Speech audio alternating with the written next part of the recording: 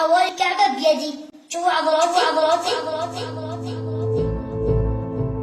افتحوا العيون جيدا، أنصتوا بعناية، تحسسوا الأطراف، وثقوا بأن تحقيق الأحلام لا يحتاج لأقدام بل لإقدام.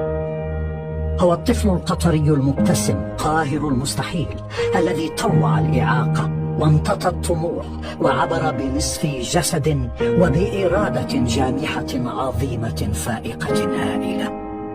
ولد عام 2002 في رحم واحد مع شقيق توأم سليم معافى. أما هو فمنح من نعم السماء ما لا يفهمه كثير من البشر، فولد بضمور في العمود الفقري بلا حول، لكن بذكاء وقاد وقدرات جمة. مرضه متلازمة التراجع الذيلي، أما حياته فسلسلة محطات خارقة. بالشبر والنذور كبر بآلام ومعاناة جمة، لكنه استمر صلبا قويا مبتسما متصالحا مع ذاته وواثقا أن لا يأس مع الحياة. تأسس باسمه ناد رياضي، وفتحت باسمه مدرسة ومؤسسة للكراسي المتحركة، وكتبت عنه قصص وحكايات.